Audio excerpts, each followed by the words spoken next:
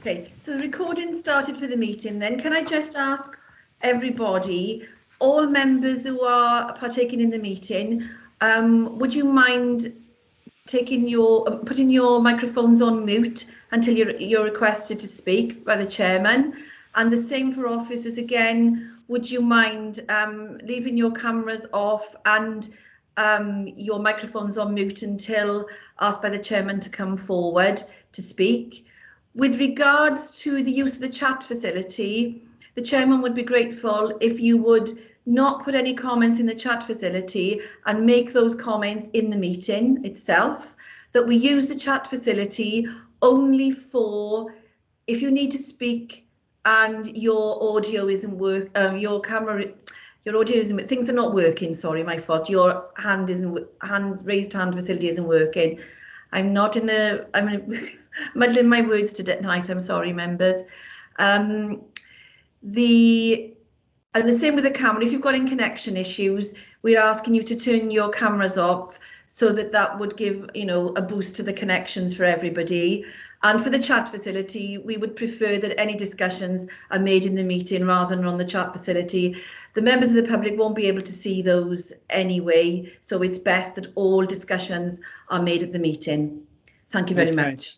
Thank you very much for that, Karen. Can I also note that I would rather if you could use the hands up facility when you want to speak, okay, and I will be constantly monitoring that as we go along with the meeting. Can I make a start now for the meeting? First item on the agenda is apologies for absence. Have we got any apologies for absence? I have no apologies, Chair, but I'm aware that Councillor Sivignana may be late, and we are expecting Councillor Carroll and Councillor John Thomas. Okay, thank you very much. Any declarations of interest? Yes, Councillor Pam Drake, then Councillor Johnson. Yes, item number 7, as I'm a member of Barry Town Council. Thank you very much. And Councillor Johnson. Thank you, Chair. Again, item 7, slightly complicated. Appendix 1A, which relating to charges for neighbourhood services. I am a Vice President of Barry Town United and President of Calyxton Barry Football Club. I have received advice from the monitoring officer that this is an item which is for executive decision by the Cabinet. I shall not be commenting on issues relating to costs of football pitches and Jenner Park.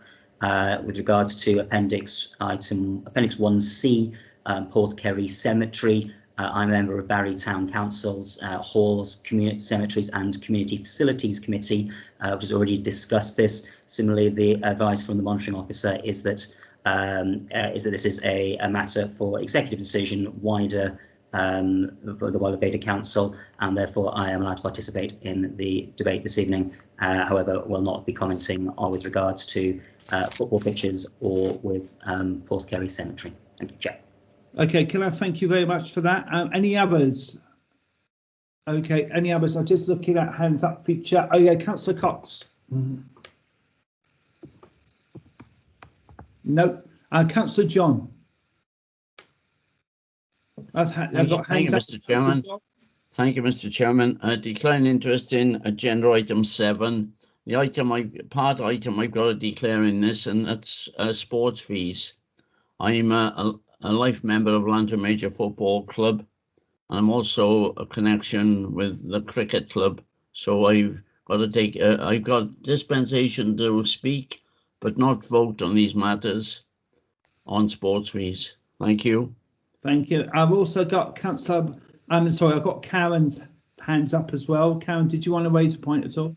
Just to make a point in respect of Councillor Drake, Chairman, that Councillor Drake has got a dispensation similar to Councillor Johnson and Councillor John in relation to speaking at meetings in relation to reshaping services on both the Vale and Barry Town Council. Okay, thank you. Thank you for that, for declarations of interest.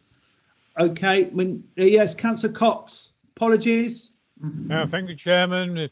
Again, agenda item 7. I see there's a note about coverage and allotments, those administered by the Town Council or through the Town Council. So I will declare an interest on number 7. Thank you very much. Okay, I don't think we've got any other declarations of interest now. All right, and what I need to tell you is that we're going to be moving the pay policy from number 3 to the end item before item 7. Okay, for obvious reasons, because a lot of people, as you probably appreciate, have to leave when we discuss that. All right, then, so we're now going to go on to, I think Caris will probably lead this on revised initial budget proposals. Okay, thank you, Chair. Yes, this one is for me to take. So the report before you presents the revised initial revenue budget proposals for 21-22. We don't normally come back to this committee at this stage of the year with revised initial estimates, but I'll outline for you now why we are here tonight with these. If you recall, at the end of November, Cabinet considered the initial budget proposals for the coming financial year, and then the proposals were all considered by the Scrutiny committees during December, including this committee. Our budget is determined largely by the settlement provided by Welsh Government, and when the draft initial proposals went through the political process, the provisional settlement had not been announced. So therefore we made some assumptions at that time with regards to funding levels, and this included assumptions with regards to both Welsh Government funding that would be available, but also possible increases in council tax. So when you looked at the initial estimates back in November, we modelled the impact of 3 possible changes to our settlement from Welsh Government. One was a 1% increase, one was a reduction of 1%, and then a cash neutral settlement. And we also modelled the impact of 2 possible council taxes increases, one at 4.9%, which is the same increase as we have for the current financial year, but also 8.4% next year, which would take our council tax in the Vale up to the Welsh average. The impact of that modelling resulted in possible shortfalls in funding of between 8.6 and 12.8 million in the coming financial year, assuming a council tax increase at 4.9%. We've now had our draft settlement. It arrived with us on the 22nd of December.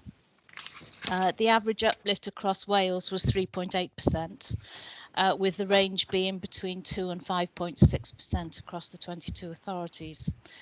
The council has received an increase of 4.9%, which is actually the second highest increase in Wales. The key drivers for the Vale with regards to that increase is our increase in population number, but also our increase in pupil numbers, both of which have quite a significant impact on the allocation of funding. So we've obviously had a better than anticipated uplift in the level of Welsh Government funding for the coming year. So the Budget Working Group has reconsidered the budget options, and therefore revised budget proposal has been drafted, and that's detailed in the report in front of you today. The report was considered by Cabinet on Monday, and as I said, it's been referred here for this committee to have sight of and to comment on. As I said, we don't normally bring it back, but we have done because of these changes. So just to outline for you what the revised proposals now include. So as in the initial draft, we've made no allowance for price inflation, and that's something that we've not been able to do for the last couple of years. When the settlement was announced by Welsh Government back at the end of December, Welsh Government assumed a 0% pay award for all of our staff in the coming financial year. The negotiations with regard to pay awards for the coming financial year are yet to start, and therefore there's no guarantees that there will not be a pay award next year. Therefore, we have assumed an average pay award in the revised estimates in front of you. When you looked at the estimates in November, there were cost pressures detailed in there of 10.2 million for the coming financial year. The revised estimates that you have tonight are proposing that 8.4 million of those are funded for the new financial year. Savings of 116,000 have already been approved for the coming financial year, and the revised estimates tonight propose that this is increased to £500,000. And the proposal is that the council tax increased estimate is reduced to 3.9%.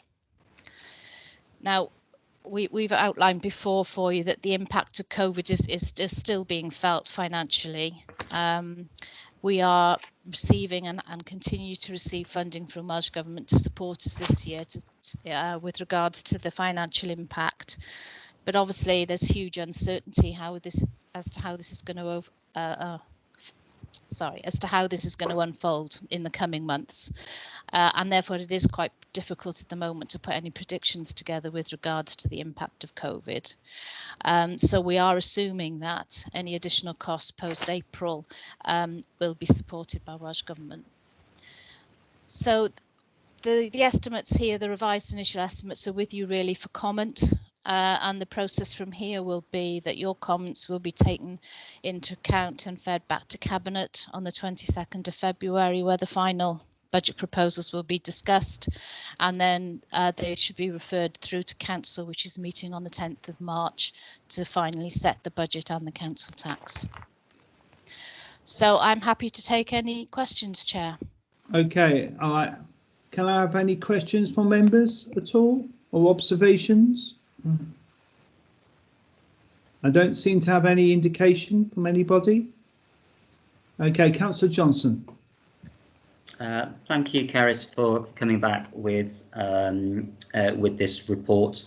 I think we're all very grateful for having it come back here, because obviously it's a very different situation than what was being discussed when we first looked through this, and it is. On the sunny side, the reasons for some of the cost pressures are a result of increased population. I think we have one of the greatest increases in population in Wales, which obviously is why we have that feeds through into that's the reason we have the cost pressures, and the reason that we're having the uplift as well compared to where we were.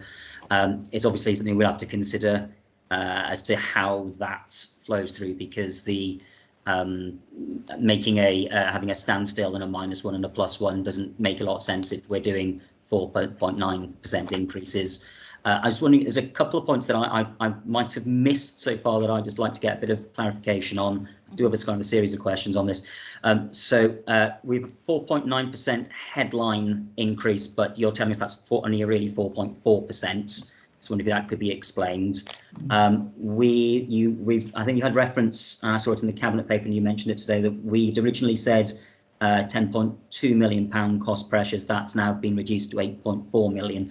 But the figures I've got in Appendix A here are still 10.2 million with a further 1.2 million committed growth as well. So I'd like a bit of clarification as to what the difference in those figures is. And I have other questions which come out of that, but if you could answer those two first, then I can ask those later on, if that's okay, Chair. Okay, do you want to respond, Caris? Yeah, happy to.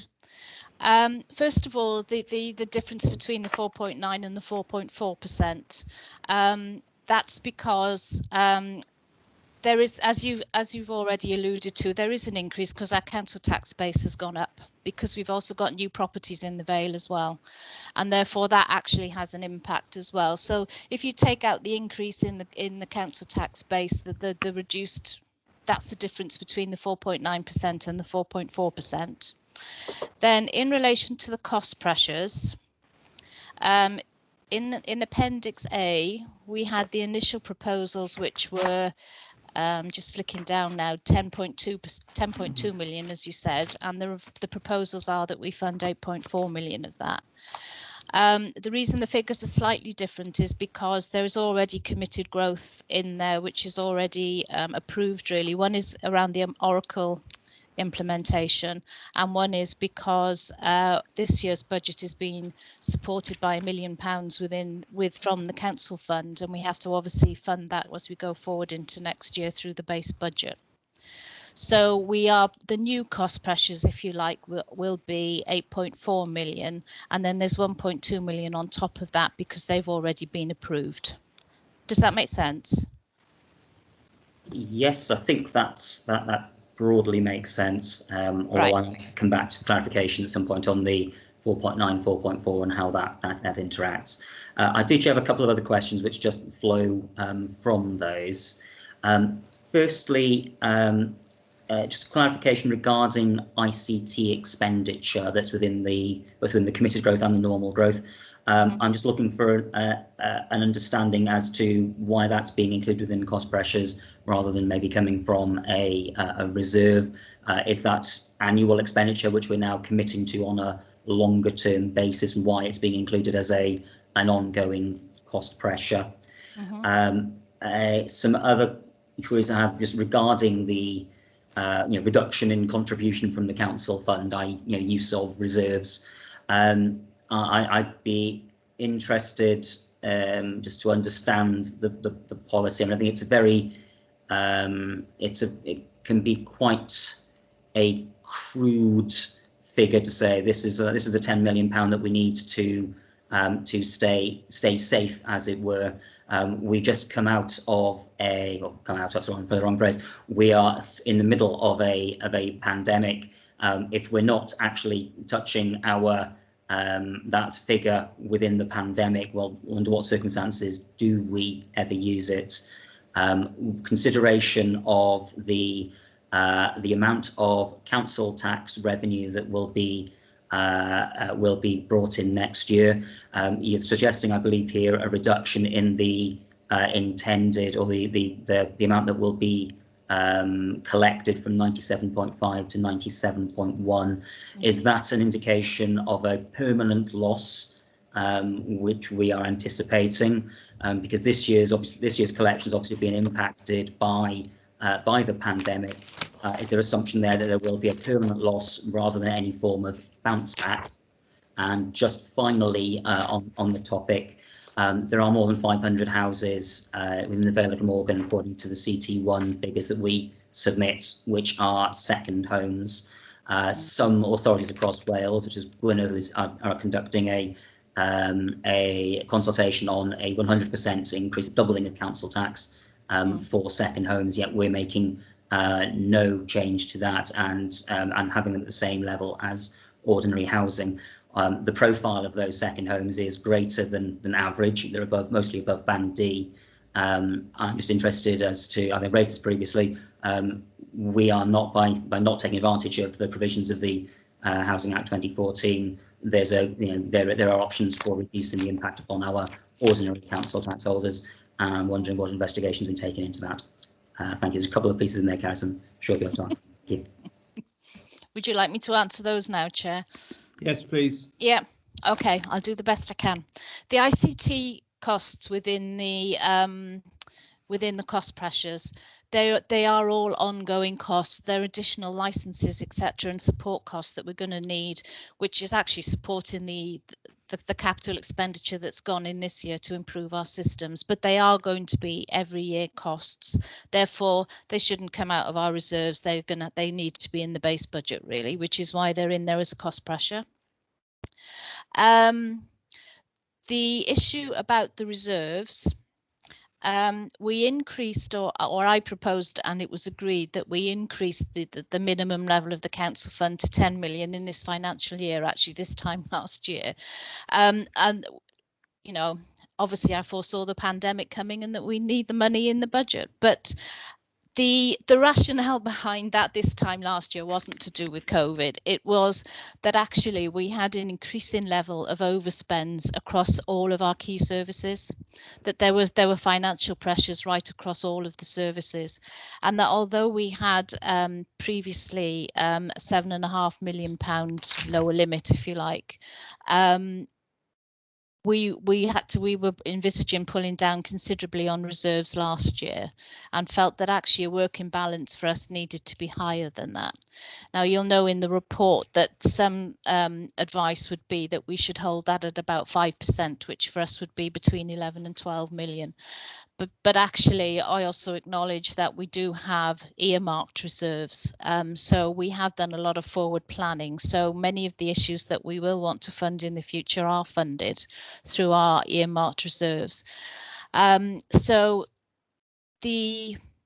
If you look at this year's budget, actually, when you say we were able to keep that £10 million even getting us through a pandemic, the revenue monitoring report that you looked at in the last cycle highlighted that we're pulling down 3 million or over £3 million from reserves this year, which weren't planned.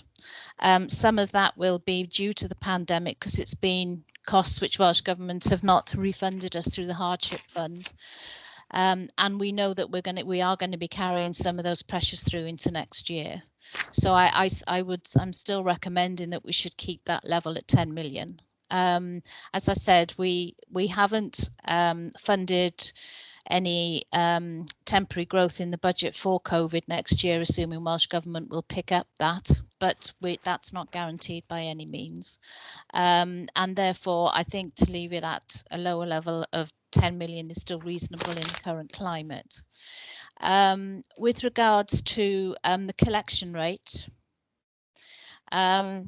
you're right, we have been basing the budget on a 97.5% collection rate for the last couple of years. The actual collection rate last financial year was actually 97.3%, so we didn't hit our predictions last year. And I think, as you've rightly said, Councillor Johnson, we are reporting a reduced collection rate this year. I mean, it's down 1.2% at the current point, possibly more than that now. So my recommendation is we take it down to 97.1, because I think people will still have there will still be a considerable cohort in our population who may well struggle to pay their council tax during the coming financial year because of all the changes that they've had to endure during the current year. Now, I would hope it would bounce back some way, but I don't think it's going to bounce back up to where it was. Therefore, for the coming financial year, I'm recommending a lower, and it's been approved, a lower collection rate at 97.1%. Okay. Oh, sorry, and then the homes, the second homes, yeah. If you recall, it's only a few years ago where we changed our policy in relation to empty homes, and you're right, at that point we did say that with regard to second homes it was something that we would look at in the future. With what's happened during the current financial year, we've just not had the opportunity to do that, but it is certainly something that we need to consider and come up with a decision with regards to whether or not we'd want to do anything with regards to increasing the charges for second homes. It's obviously not such a big issue in the Vale as it is in places like some of our North Wales authorities, but it is an outstanding issue that we said that we would consider. Does that answer your questions? Good. Okay, open to any other member. I don't have anyone indicating. Okay, I will say something then. That's a question on your collection rates. Obviously, I know in other councils, I'm just wondering how we compare with other councils in terms of our council collection rates and whether we're better than others or worse or average. That's the first question. Second question is about school reserves. I'm just wondering, perhaps, do we envisage school reserves to be an issue this year, or do we expect things to improve? I'm just wondering, have we got any information on that? So those are my two questions. In relation to collection rates, our in-year collection rates, actually we're quite good across Wales. We're not at the top of the list, but we're certainly not at the bottom either.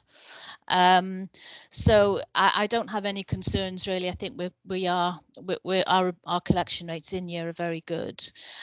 In relation to school reserves, it's too early to say what they're going to look like. We're going to have a look at those obviously on closing. But school reserves did go down quite considerably during the last financial year. So in 2019-20, they came down quite considerably. A number of schools had action plans in place to try and remedy that during the current financial year, and I would suspect that some of those have been difficult for schools to implement because obviously it's been a very, very unusual year for them. So we will know the position on the schools' balances now when we close the accounts. Okay, thank you very much. I don't have any other member indicated. Okay, and can I thank you for that, Carys, and your presentation, and the staff behind you for all those efforts in preparing this budget. All right, thank you very much. We now move on to the next item, which I believe is capital. Yes, so let me get my. So we're in the same position with regard to the capital budget as we were with the revenue budget, in that when we brought the budgets through to you in November, we actually didn't have an indication of what our budget allocation would be. And therefore, we didn't actually present you with a draft capital programme in November. Instead, what we presented to you was a list of the bids that were presented to Cabinet for information. And again, that same report went through all of the scrutiny committees in December, and the comments from scrutiny committees have been taken into account when we've put together the 5-year programme that you've got in front of you tonight. So again, we received the provisional settlement on the 22nd of December, and those figures have been used to inform the programme that you've got in front of you tonight. So we fund the programme through a number of different resources, including the funding from Welsh Government, but also the use of capital receipts, the use of reserves, Section 106, or we will borrow money as well, which will then have to be repaid through the revenue account in the coming years.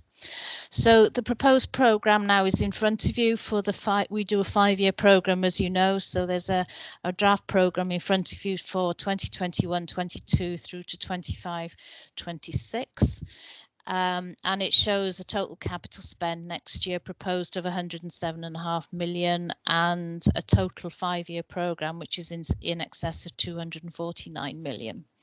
You'll see in the middle of the report there we've highlighted the proposed new funding for next year, and there's a range of things in there. There's proposals in there to support the waste service, in relation to some fleet parking at Atlantic Trading Estate, and also some update costs in relation to the Household Waste Recycling Centre in Barry, which, as you know, is supporting the rollout of the segregated collections. There's also some new schemes in there around the coastal path, some upgrade work for our leisure centres, and some increased funding, some new funding in there for some work at Penarth Esplanade, and also some additional monies in relation to Cowbridge Old Hall roof, which is in the programme this year but needed some additional funding. Just to draw your attention to, the programme includes at the moment £480,000 for road resurfacing, and if you remember when you considered the bids back in December, this was flagged up as a priority by one of the scrutiny committees. At the moment, there's allocated from our funding 480,000. Welsh Government have announced that they will be continuing the highways refurbishment grant into the new financial year. But what we don't know as yet, we've not had the grant offer letter, so I don't know how much that will be. We're anticipating about £750,000, but we haven't had the formal offer letter. And what the report in front of you says is that would obviously go straight through to highways for refurbishment when we get that grant.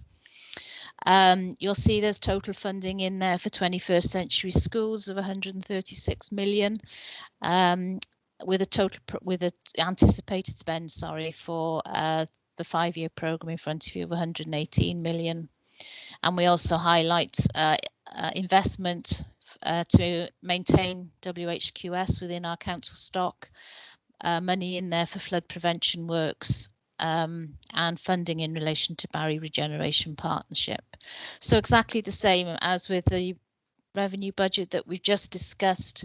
Any comments from committee tonight will be fed back to Cabinet when they consider the final capital programme proposals on the 22nd of February. So again, Chair, I'm quite happy to take any questions that people may have. Okay, thank you very much for that, Carys. I'm just over to members now. Has anyone got any points to raise? Okay, Councillor Johnson. Thank you, Chair. Thank you, Carys, for the reports. I'm going to come back slightly to, I think, probably the discussion we had on this a few months ago, which was about members' understanding of Section 106 and of active travel grants. I just want to flag up, not really for you to answer, but just a reminder that we had a discussion about understanding of those, and that we were going to have some sort of session somewhere briefing just to have it explained to us again, so that we do know what they're referring to. So that's sort of along the lines of some of the points I just want to raise briefly tonight. Inside the reports, we get a net and a gross figure for each financial year. I'm just, I've usually sort of taken these without too much questioning, but it's just clarification, because we sometimes get different explanations on this depending on who we're talking to.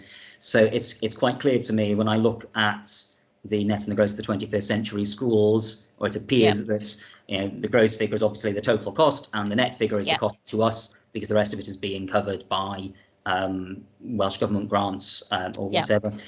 There are other areas within the document where I get told, for example, we've had a grant for this, but that seems to be both. I'm just making sure I've got this correct.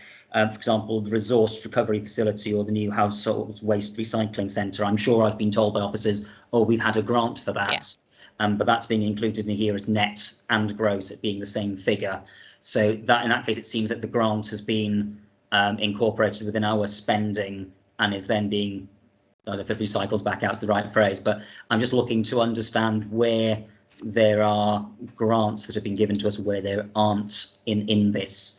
And not necessarily looking for an answer tonight, or even an answer in the next couple of weeks, but just I'm just flagging up for an understanding that there are some areas within this document where I've heard from other officers we've had a grant for this, and yet that's running in both our net and gross figures, whereas other areas I can see there's a gap between the net and the gross, and I'm making the assumption that that's coming from a Welsh Government grant or a Section 106 grant, or payment rather, but that's not necessarily set out within this document. I don't know if this document is the right place to set that out, but somewhere it would be useful to know that information is available for an understanding of the wider spending framework for these issues. So that's just observation on how these are explained to us, and then just some quick queries. I was previously have raised active travel and where active travel bids and things are noted within the capital programme. That's at the front of my mind because we had a presentation on active travel the other day, so I'm just thinking about how that looks. Similarly, therefore, where the and particularly I've asked recently about active travel between Barry and Dinas Powys, and where that sits within here, but there's also wider issues around Dinas Powys transport, which I don't think are in here, and I don't want to prejudge Tuesday's environmental regeneration meeting, which I think is an item on flooding before Christmas around the Eastern Vale, but I do see there's some areas in here where there's anti-flooding works or flooding protection works are included, and I was just looking for a bit of an understanding as to how those works are generally funded. Does that come from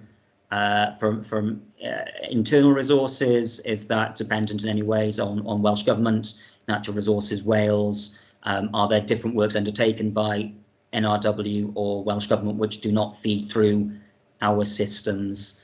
I said because I remember there's reference to Llanmaes works in here. I remember money spent on Colebrook catchment works. I'm just looking to understand where those are, because currently it seems to be in here as a standard 100,000 per year protection asset works, but I'm not quite sure where that comes from. So a couple of points in there, Caris. Some observations and some questions regarding what's in the document. Thank you. Would you like me to answer those now, Yes. Chair? Yeah.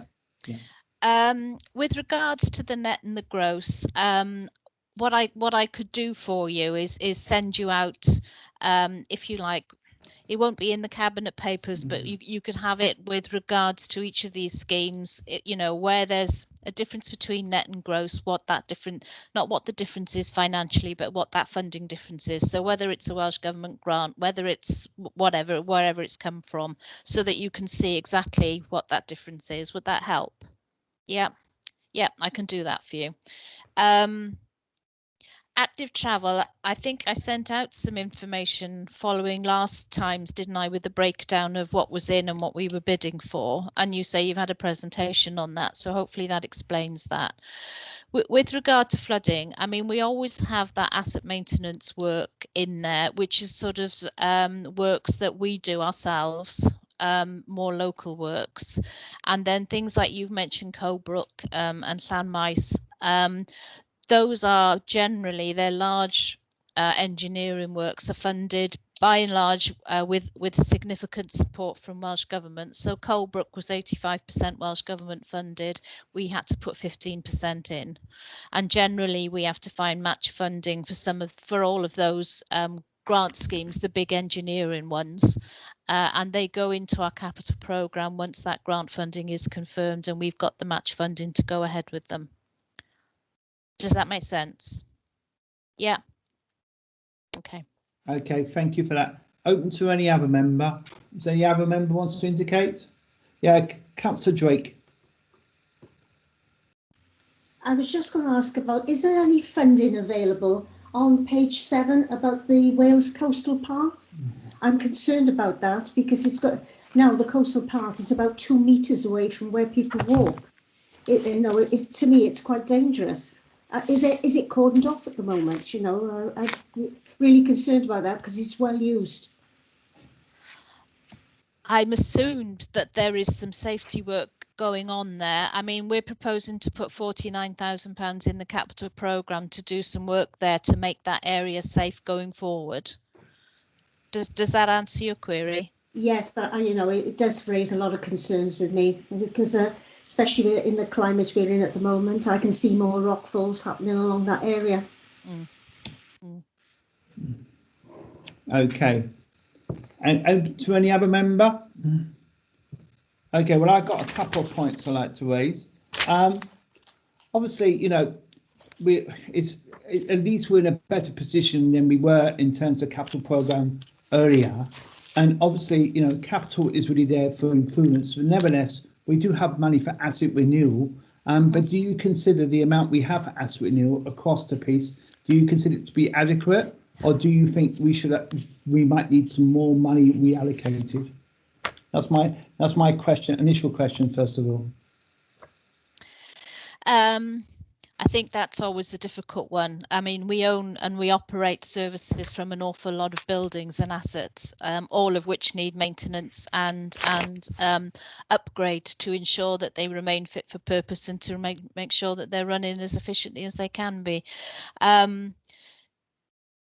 I think the honest answer back to you is services could always spend more on their asset maintenance. If we gave it to them, they would spend it. It's true of everything. If I gave it to them, they'd spend it. But I think at the asset maintenance budgets, I think are tight.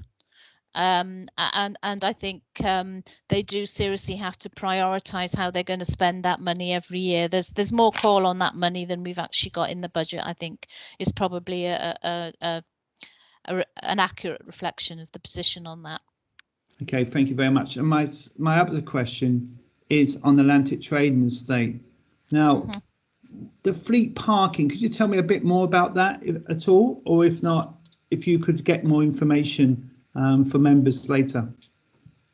I can certainly give you a much fuller answer if I can send something to you after the meeting. That would be excellent. I think if you could send it to all members, please. Yeah. I think that'd be very useful. Okay, I don't have anyone indicating. Okay, and thank you all very much for that report as well, and thank you for the team to produce that. Okay, and we made those points. Okay, and we're now going forward now to the next item on the agenda, which I was thinking of moving things around a little bit. I was putting proposed fees and charges. Is that okay? Because I think there's a bit of synergy going on in comparison when we're looking at the Boundary Commission. Just seems it makes more sense to me. Are you happy? Okay, fine. All right, move that then. Okay, then. So we just look at fees and charges.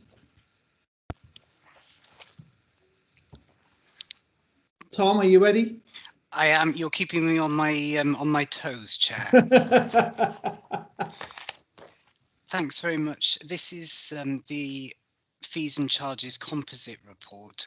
Committee will remember from last year that as part of the work on the Reshaping Services Income Generation and Commercial Opportunity Strategy, we brought together all of the proposed fees and charges into a single report, and we've done the same again for this year. So the report has been brought here for your consideration ahead of Cabinet's consideration.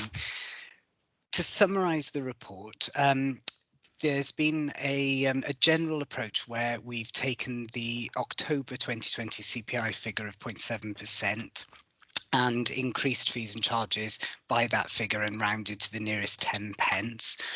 Some fees have been increased higher than inflation, some have remained the same, and some have decreased to reflect the take-up of services, and included the rationale for doing so within the body of the report. So we're asking for your committee's consideration this evening. I'd like to just draw your attention to one of the Appendix 4B, and there's an error in there. My apologies, there's been a typo against the telecare, the VCAS monitoring fee. That should remain at £1.24 a week and not be increased to £1.30. It was just an anomaly that hadn't been spotted. So, so my apologies for that, and it's been corrected in the papers for Cabinet.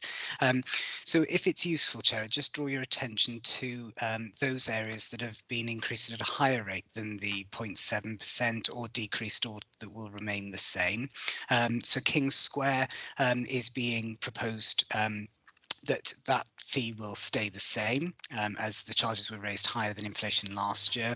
There are some changes to the fees around allotments, which are contained within the body of the report, and they increase at a higher rate than inflation in line with the allotment strategy.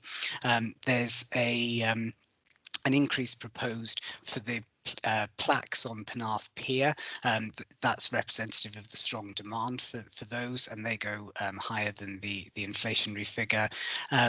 Bulky waste is proposed to remain the same. It's been considered to be similar to other councils, and we haven't seen a drop off in demand as a result of the fees that were increased last year. Commercial waste is subject of a forthcoming review as part of the reshaping programme. So we are not proposing at this current time any changes to the fees because they will be presented separately in due course. Beach huts, in a similar fashion to the plaques at Penarth Pier, are proposed to increase at a higher rate of inflation. A higher rate than inflation to reflect the demand, and drawing attention for members to roundabouts that are the same price as last year, with marketing to commence shortly. The car parking charges have previously been discussed by Cabinet and Committee, so these follow the agreed fee structure, and there are also some changes to some of the fees and charges levied by corporate resources services such as land charges and DBS checks, so they're included within the body as well. Countryside services propose to keep all charges at the same level as in the current year, and that's the same for adult community learning as well, as part of a bid to encourage as much online learning and support learners back into the classroom as quickly as possible. So that's a very quick overview of the proposed report. Okay, thank you. Open to any members? Okay, in that case, I've got a few comments to make. Can I look at, first of all, Ian Johnson's face? Do you want to speak before I do? Because I think that's right. You go first, Chair. Sorry. Okay, that's all right. I was going to look at football charges. Obviously, the charges per pitch seem to be going up. Yet, when I looked at statistics, like the Velga Morgan Football League, the number of clubs seems to be decreasing. And I'm just wondering, perhaps, is demand actually going down, yet we're increasing our charges? And the second thing I would like in this report, a bit more detail, and it's not really here, at all about the income coming from these charges as well. I think, that is something that I would like to see perhaps in more detail, to look at our income levels from charges. And also, the other point I'd like to make is about how making some charges using, say for instance, you're filming outside Victoria Road, for example. Why can't that money to be funded to improve the road service for Victoria Road, for example? So using the fees to actually help and improve the highway and the infrastructure, which obviously the film company is using. And I think maybe we can look into that as well. I know I've asked this before on a few occasions under the previous administration, and I just wondered perhaps maybe we could have a look at this to see where we can go to try and improve our infrastructure, especially our payments. We often talk about roads, but our payments in some areas do need significant improvement. And I'm wondering perhaps maybe we can look at that, since we know that places like Penarvin and Barry are used increasingly for filming, and the Western Vale. Thank you. Okay, would you like me to answer those now, or would you like I've got a couple more people, so if we get Councillor Johnson next, then Councillor John. Thank you, Chair. I was going to ask Tom specifically just to explain changes to the cafe-style licences on highways, where there seems to have been some changes between the current year and the next year. I'd also just like to quickly sort of agree with the Chair about a better understanding of take-up and and income that comes as a result of this raft of prices and charges that we see. I think it would be helpful. I know there was a I don't want to talk about football, but there was a recommendation last year for a report on that, which I don't think we've had a chance to look at. And obviously the demand hasn't been there this year because there hasn't been any local football. But I think it would be helpful for us to have a broader understanding of what this means. And I say that within the context of the CPI increase that's been appropriately attached to this, totally decontextualized, 0.7% increase.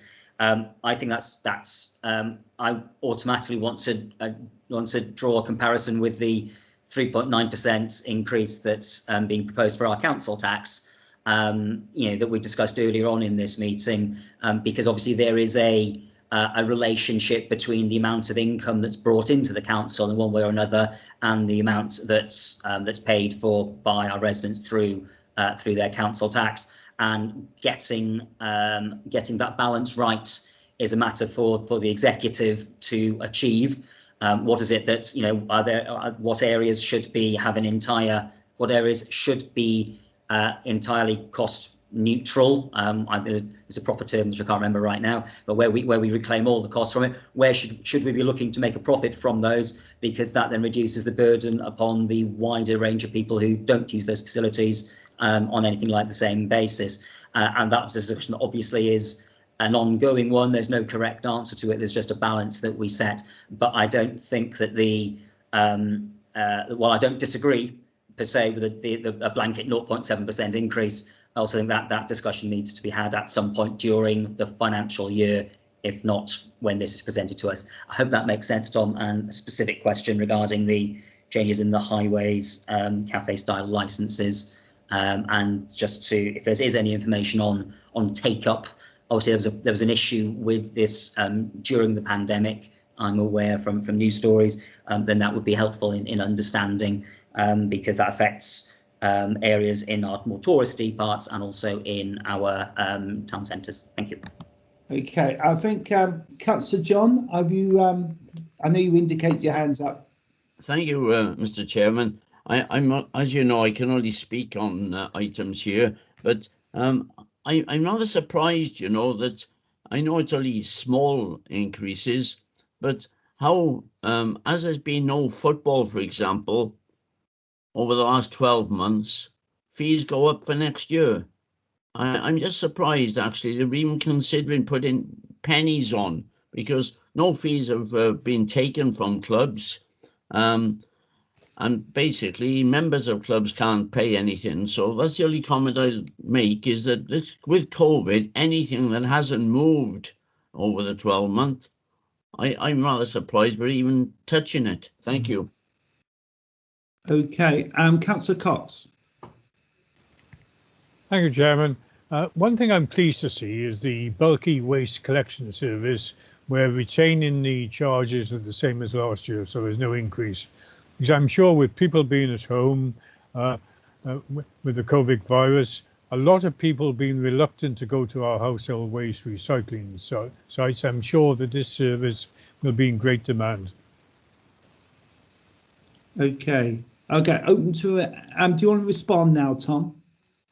Okie dokie, thank you. So in terms of the points that you raised, Chair, certainly we can look in the coming year to how we better reflect the level of income that's being generated as a result of these fees and charges, in order to provide that contextual information, and that obviously links to Councillor Johnson's point around those considerations as part of the strategy, in terms of, do you move as a strategy to full cost recovery? Is something subsidised because it's consistent with the council's wellbeing objectives? Is it something that should be chargeable on a per use basis? And as Councillor Johnson was describing, they are the considerations that are made when considering these fees and charges, and that's the context of the income generation and commercial opportunity strategy, is to consider some of those particular issues.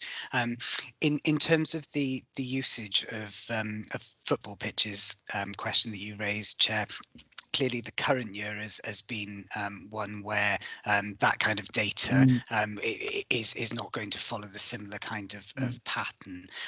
But what I can certainly undertake to do, if it's useful for you, is to be able to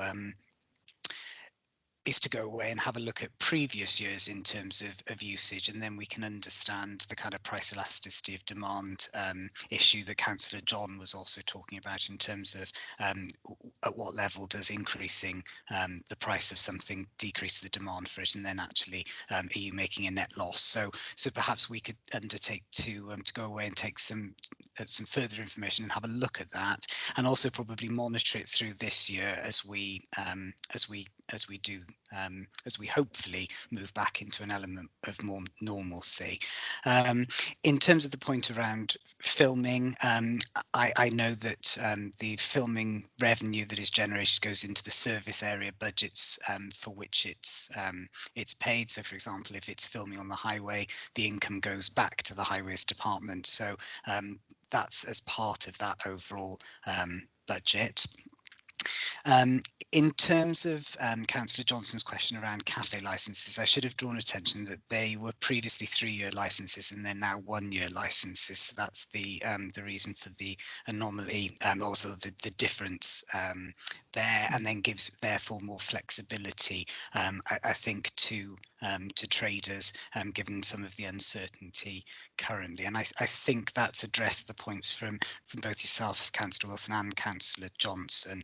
And obviously we note the comment from Councillor John in terms of the cost of football being increased, and I think as part of us looking at the kind of usage of sports pitches, piece of work that will help us understand the impact on any particular users. Okay, open to any other members? Anyone? Yes, Councillor Johnson, do you want to come back on any of those points? Yeah, thanks, Chair. Thank you, Tom. I do want to just get a bit more clarification on those highways cafe style licenses. It seems that the proposal here is to go from a 3-year fee, which is just under £500, to an annual fee, which for a smaller premise seems to be £210, which would be £630 over 3 years, not including inflation, which would probably kick in the second and third year, and that the larger premises will then be moving from just under £500 to £530, which obviously is 1,590, not including inflation in years 2 and 3. Those does seem to be quite a major uptick, and a little bit more than 0.7% CPI inflation, I would suggest. I want to just get this clarified, because that seems quite a big hike. Absolutely, and thank you for drawing the attention to it. If it's okay with you, I'm going to drop the head of service an email this evening, and I'll ask for clarification around that, and ensure that the committee are provided with an update on that. And I don't know whether the deputy leader has indicated to speak, Chair. She may have some further information on that. Fine. Councillor Burnett, do you want to speak now? Yes, thanks, Chair. Just to provide some clarification, I think that in the last year we've all seen, we've learned a lot in terms of the ways in which businesses want to operate external to their actual property, and a one-size-fits-all that we had before doesn't fit with smaller businesses that just want a couple of tables and chairs outside their business to be able to continue trading. And similarly, when you look at the larger one, 5 to 10 tables with 40 chairs, there are very few businesses which would be of that size wanting to operate out on the public highway. So it's more a question of trying to reflect the situation as we found, trying to be more flexible with businesses. But I think the other thing that needs to be said is that a lot of the work that was done when we were looking at town centres and the way that they operate, feedback was the amount of clutter in our town centres that actually makes not only social distancing currently difficult, but also difficult for people with disabilities to get around our town centres. So in some ways, working with traders to be able to designate the area of their licence, designate other street furniture that they want to do outside, means that we can be more constructive in having the types of town centres that I think most people would want, ones that we can freely move around in, but also ones where you have access to the types of facilities that you want in a town centre. So if you're only a small cafe or something like that, and you just want to have, 2 tables and 4 chairs outside your premises, then you wouldn't be expecting to pay the level of somebody that's got 40 chairs, which is what was happening before. Okay, thank you. Does anyone else want to speak? Councillor Johnson, did you want to come back to that? Yes, I'd like to thank the Deputy Leader for her comments there. I mean, they've shared, I think, shared a bit of light on some of the considerations that need to be made. The points I think that strike me, and to be honest, I'm probably only really raising these because I noticed the anomaly within the paperwork here.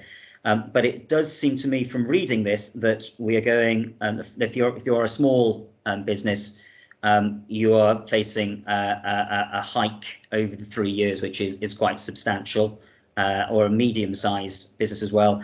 There is, as I think the Deputy Leader was alluding to, or perhaps actually said quite out loud, there is a difference in how businesses are operating and are being forced to operate, or may be forced to operate, as a result of the pandemic and the need for people eating and behaving outside in a way that previously would have been done inside.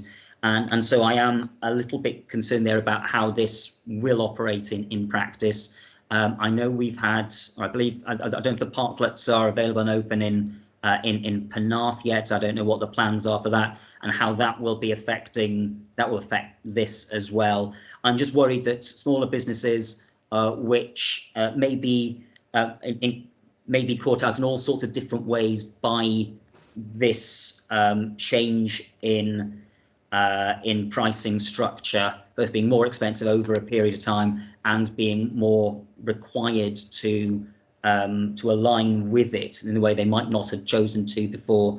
I'm just putting my concerns on the record about this, and I hope that there'll be a bit of thought put into it, just to ensure that nobody gets caught out and ends up in the wrong place on it. I can see both the leader and the deputy leader are wanting to reassure me on this. Thank you. Okay, Neil, do you want to speak on this now, Councillor Moore? Yes, I'll try and reassure Ian. Yes, it's a fair point. I think I take on the points you made, and what we will do is we'll go back and review it to see where we are. This was part of the purpose of it coming here tonight anyway, so there can be some debate on it. It's coming back to cabinet. We'll have a look at that again, I think. So I'll give you that. I'll give you that assurance. We will go back and look at it. Okay. Open to any other member. Liz, do you want to? Is that an old hand or a new hand? It's a new one. Okay. Thank you, Liz. Yeah. No, it was. I agree. I mean, we will clarify and in time for when it comes back to cabinet. But I think what I would say is that officers, and I mean, I was part of the process with the street licenses, although they were predominantly neighbourhood services and highways. The discussions that were had with local traders in terms of working out the spaces that were available showed that, you know, some people were able to access small spaces and some were able to access much larger spaces. You mentioned the parklets. The parklets are there and ready to be used as soon as lockdown relaxes. And there's a case in point, actually, is that, you know, one of them is really quite large in station approach, and that's being constructed by the council and will provide a very substantial trading space for businesses in that area. Now that's partially for us to learn from, and it's a pilot project, and we will learn from it and see if it's relevant to other areas. But I have no doubt, looking at what happened when we allowed areas of parking spaces to be closed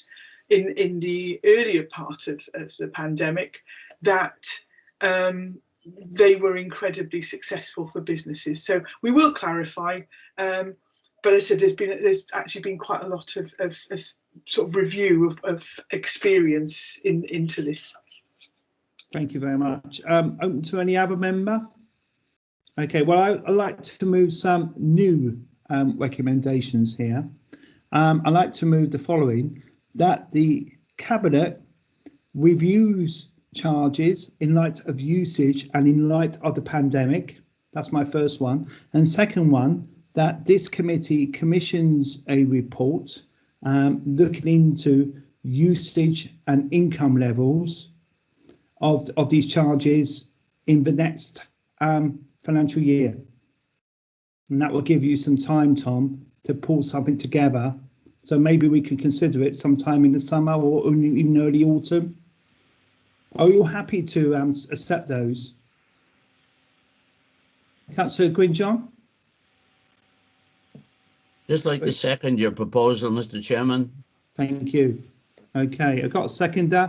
Anyone else happy? Councillor Johnson? Just like to say that I think I've declared. I think I'm declared an interest. I don't know whether I'm allowed to vote on this or not, so therefore I shall be not voting on this. Okay, I understand that. Okay, I think I got hands up from Councillor Drake as well. Okay, fine. Okay, I think it's much more, you know, it's very similar to what Councillor Neil Moore, the leader, said. We have a look at these charges, and I think that's what we're trying to do. Just have we look at it again, just in light of usage and the pandemic. Okay, if we now move on now, okay, to I think we now got an exciting report, okay, on the Local Boundary Commission, and that wasn't tongue in cheek when I said that either. Okay. Oh, thank you. We've got the monitoring officer with us, okay, and wonder perhaps are you leading on this? I am. So thank you, Chair. So Thank you. You have before you this evening the reference from Cabinet, because of course this matter was considered by Cabinet at its meeting on Monday, and also the report which was presented to Cabinet on Monday as well. So to highlight some points, appended to the report is the Local Democracy and Boundary Commission for Wales's final recommendations report following its electoral review of the electoral arrangements of the council, which was published and submitted to Welsh Government on last Friday, the 5th of February. And it's now before Welsh Government for Welsh Government's consideration and approval, either with or without modifications, and that their approval will be confirmed by order in due course. So with regards to the report, it sets out in the background the recommendations to the Commission at the various stages. So this is actually the final stage is the third stage. So we've submitted comments at stage 1, the initial stage, and it was at that stage the proposal was for a membership of the Council of 51 members. So obviously the proposals which Cabinet put forward, which was supported by Council, were very much aligned to that number, and those proposals at that initial stage are set out in paragraph 1.4 of the report. 1.5 of the report, paragraph 1.5, sets out the Cabinet's resolution at stage 2. So this was the draft proposal stage, and as you'll recall, that report was taken to Council on the 21st of September, but the Cabinet's proposals were not supported at that stage. So I've given a brief synopsis of the position at that point.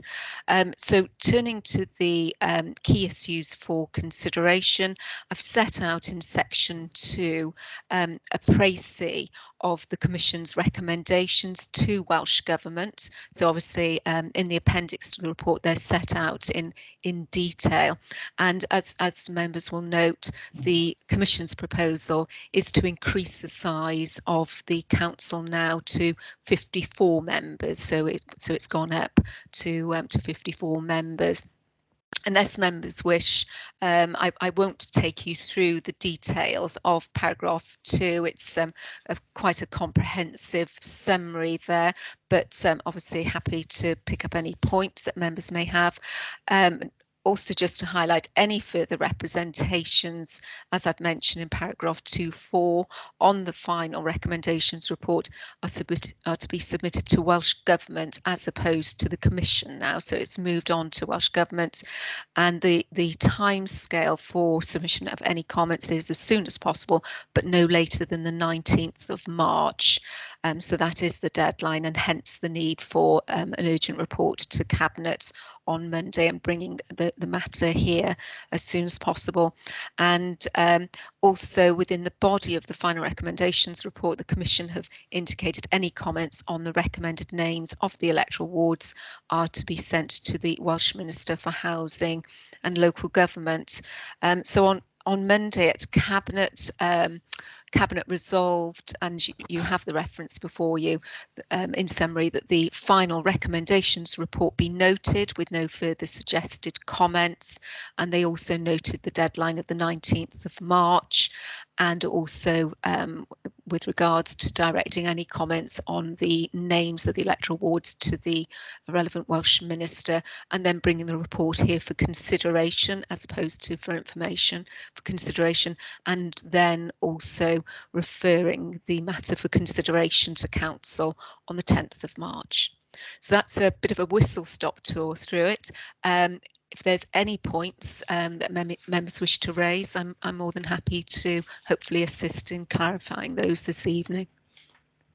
Okay, open to any member. Councillor Johnson, let's have Councillor Carroll first. He hasn't spoken today. All right. Thank you, Chair. That's very generous of you, especially given that Councillor Johnson raised his hand slightly before I did. But no, just one point. It's not really a question. It's more a an observation. Members would be aware that my own ward, Lamdock, was proposed to be abolished in the draft recommendations. And we saw a rather unprecedented level of engagement from residents, a ward of 1,500. We had 117 people wrote in to object, which is, I don't think anyone could quite have expected that. But the point I would just like to make is I think this shows that it's important, not just on this, but that people engage with consultations when they're held, because if you don't write in and make representations, nobody can know how you feel. And that's it really, but I just wanted to place that on the record and thank everybody who wrote in. I thought you might go to say that. I was going to say everything you're going to say, George, about that. Okay, thank you for that. Councillor Johnson. Thank you, Chair. I do find it's a difficult consultation to engage with, because I'm sure there's a broader conflict of interest here, albeit we're all here in the interests of democracy. I did have a rather more banal question, which was regarding the Welsh language name for St Athan that's been proposed by the Local Democracy and Boundary Commission for Wales, which is Sign Athan without the T, and the T that Sign Tathan is the normal that I'm used to. I don't think Councillor Thomas, who obviously is the local member for St Athan, is here. I noticed that it's in the report as Sign Athan. I thought it might have been a typo in our report originally, but I don't know whether or quite where comments on that should be made, because it seems to have been agreed by the Welsh Language Commissioner, although that doesn't appear to me to be the normal local usage. I don't know if the monitoring officer has any comments on that. Yes, all I would say is that when I saw that, I similarly was surprised there wasn't a T on the end, but there again, I'm not a Welsh speaker. I mean, certainly what we have been advised is if there are any comments with regards to the names, for those to be directed to the Welsh Minister for Housing and Local Government. Certainly the Commission have highlighted that in effect the report is no longer their property, so to speak. It's been handed over to Welsh Government now. I mean, I'm more than happy to you know, mention and to email the Commission to say that it has been raised. But certainly, you know, it is a matter that would be with Welsh Government now. Should members wish that to be raised directly with them. If I can, Chair, there's a slight confusion between paragraph 64 and 65 of their report, which is page 24. Paragraph 64 says the Commission proposed the Welsh language name of Sign Tathan and the English language name of St Athan. The Welsh Language Commissioner agreed the proposed name. The Commission received no representation regarding the name. Well, they probably wouldn't, because that's the normal usage. And then in paragraph 65, the Commission has given the recommended electoral ward the Welsh language name of Sign Athan, which is different to the one in the previous paragraph. So I suspect they've made an error in paragraph 65, but I'm guessing from what you're suggesting here that it should be clarified by writing to the Minister to say that the Commission has made a mistake in paragraph 65 and they were correct in paragraph 64, and this is bureaucratic and probably not really a discussion we need to have, because that's clearly a typo. But as it stands, that's what they've proposed in their official proposal. They have, absolutely, and I think you know, certainly I'm more than happy to raise it in case it is you know, a typographical error, to give them that opportunity to correct it. So I'm more than happy to email the Commission. And I'll certainly come back if they do say no, it's over to Welsh Ministers, which is the indication they've given. Well, I'll certainly share that with members. Okay, Councillor John now. Thank you, Mr. Chairman. I just briefly wanted to say that the people in the villages have contacted me, St Donat's, Marcross and Monash. Obviously, they're very disappointed to lose the service that we have given them over a number of years.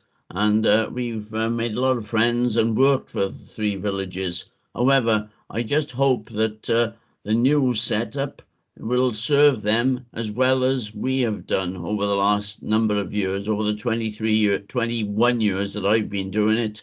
But at the same time, you know, I just hope that they're not forgotten of down on the rail course. Thank you. Okay, I think that's a very good point, and it leads me to make a point about that, if you don't mind. Is that a new hand or an old hand, Councillor Johnson? Sorry, legacy hand, Chair.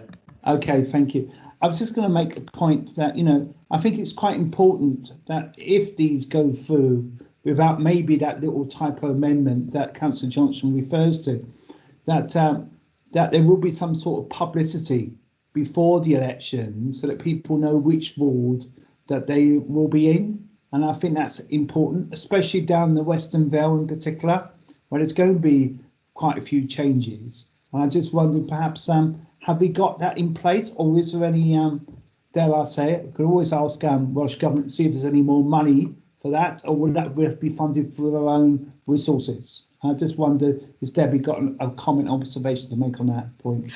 I mean, I think you're absolutely right. There will need to be that communication piece, and that's going to be absolutely fundamental. But that will be at the point, obviously, when the order has been made with or without modification. And I'm sure you know, that will be replicated across Wales with regards to all 22 of the reviews. I would hope there will be some funding available, but no indication has been made at this stage that funding is available to us, but certainly that will be highlighted. Councillor Cowell wants to come back. Yeah, thank you, Chair. It's something that you and I will both be familiar with, having read the Nextdoor app in recent days. There are lots of people who said the first thing they'd heard about this was when the final recommendations were published. So I think that, just to emphasise what's been said already, I think that anything that could communicate these changes should be done. Yeah, I'm glad you echoed that point, Councillor Cowell. I think it is important. And the other thing I was going to ask a question is that in the light of these changes, will there be a review or look at polling stations, perhaps, to make sure they're in suitable locations going forward? I mean, certainly we've had a fairly robust polling station, polling district and places review undertaken at the tail end of 2019. But, you know, it's always something that we keep under review, even between the main reviews. So absolutely, you know, something that we are conscious of and we will take into account. Okay, thank you. I don't think we got any other comments from anyone else. Okay, I think if you just refer those comments to Cabinet about those additional points about publicity and probably a review of polling stations, and obviously the view that Councillor Johnson made about St Athan. I think Councillor Neil Moore wants to come in. Yeah, no, it was just a point really. It was that this is going to council anyway. Yeah, okay. So what we can do by then is we can probably make some inquiries as to why they've taken the T out of Tathan, because it should be, if you look on a web or anywhere else, it's San Tathan. So I think it's probably a typographical error more than anything else. But if it's not, then we can sorry, phone's going. Then we can address it at full council and recommend it. The only thing that you're talking about is in terms of publicising it. Don't forget, it's got to be agreed by Welsh Government first. I understand that. I understand. Have we got any timetable for that? I'm not sure if that was being lost, that's all. So we will have to wait until Welsh Government agree it, or otherwise. Will we have a time when they will agree it? I mean, you said about March submissions, but have we got a date after that at all? I have been advised by the Commission that the final recommendation report will be considered before the May elections, but it's anticipated that any orders will be made post the May elections. So that's the indication I've had at this stage. Fine. I mean, I think that's good timing as well. Okay, thank you very much for that. Okay, we now got the final one, which I know that certain employees will have to leave for, and that's pay policy. So could those employees leave? Karen, do you want to come in now, please? I need to say, Chair, Councillor Thomas has been in touch and he sends his apologies, I'm afraid. Okay, thank you very much for that. Okay, are we happy to look at the pay policy now?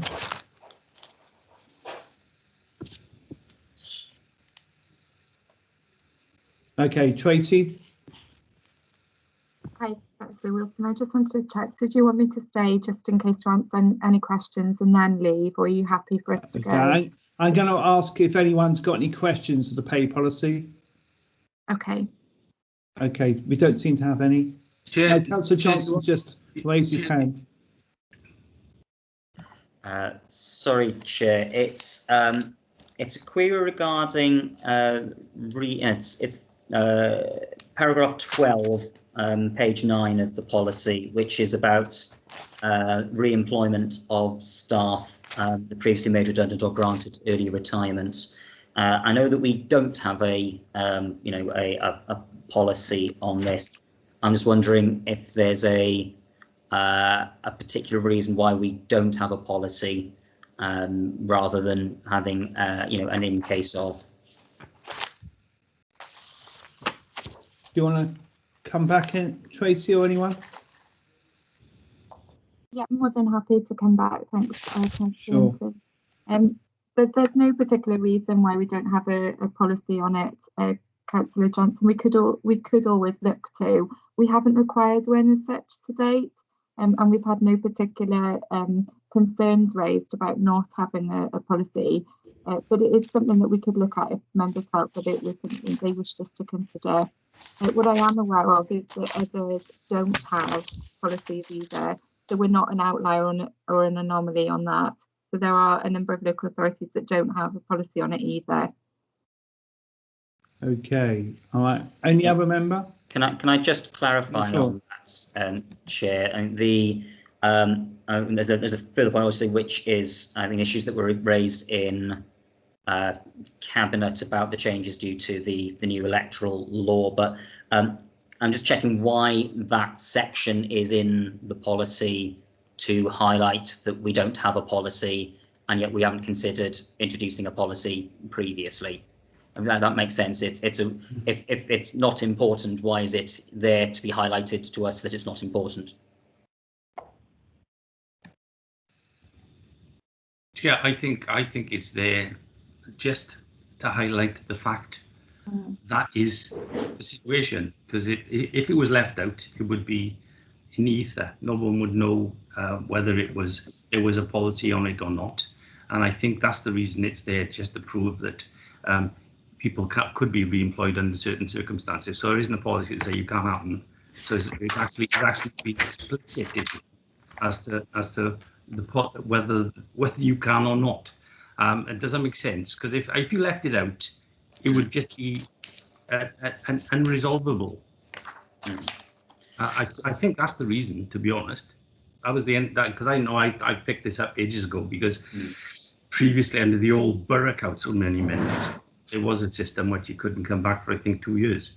But then I think when we became the county, I think this has been in for quite a long time now. I don't know if Tracy's got any comments, because she's on the screen. I guess can I just I think really it's for me maybe it's an item with the wording of it that it says the council does not have a policy regarding the re-employment of staff that have been made redundant. Actually, the council it appears from the way that the leader's explaining and the way that Tracy was explaining that the council does have a policy, which is that, well, the council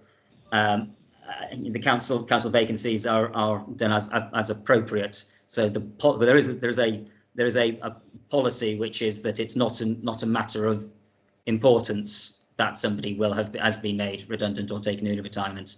I'm just looking to understand this. I think it's important in the wider context, but I'm just trying to understand it, because something which says we don't have a policy and then sets out what we do, isn't that a policy then?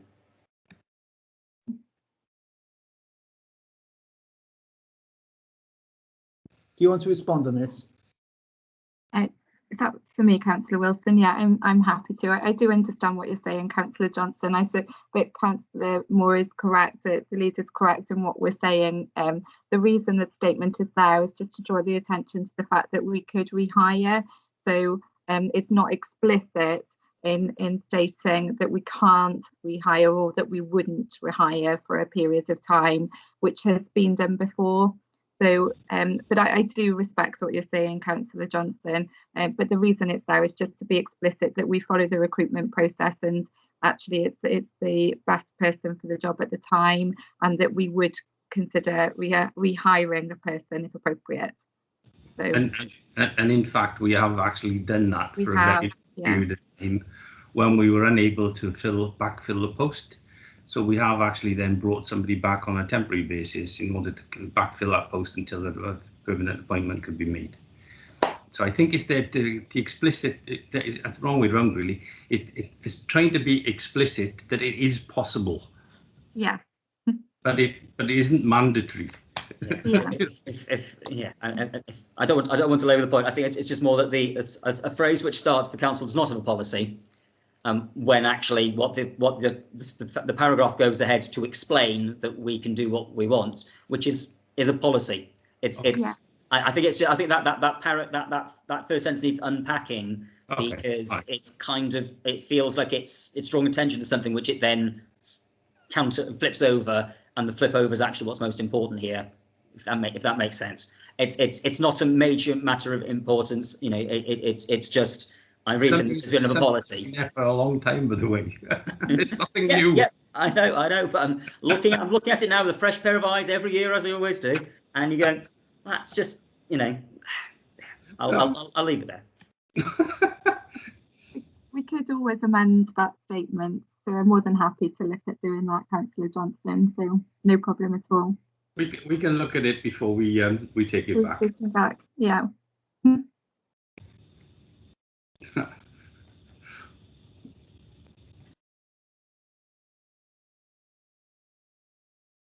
You're on any mute, other comments? You're on mute, sorry. Yeah, I'm sorry. Has anyone got any other comments? Councillor Johnson, do you want to come back quickly, please? Yeah, sorry, just briefly. I believe there were other areas of attention drawn in the Cabinet report because of the impact of the new legislation. So I wonder if that could be just unpacked for us here in this committee meeting. Thank you, Chair.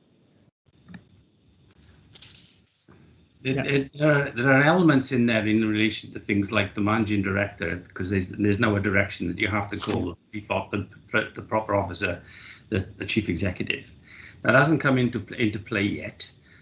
Basically, what's happened is that when the report was written, it was going through the Assembly. It was agreed by the Assembly, but nobody thought it was going to be enacted until later on, and currently it has been. But even though it's been enacted, they still haven't taken some of the final decisions. So there's the one in terms of the chief executive, the managing director has to be called the chief executive, and there's also issues in terms of the elections and who can get paid for what.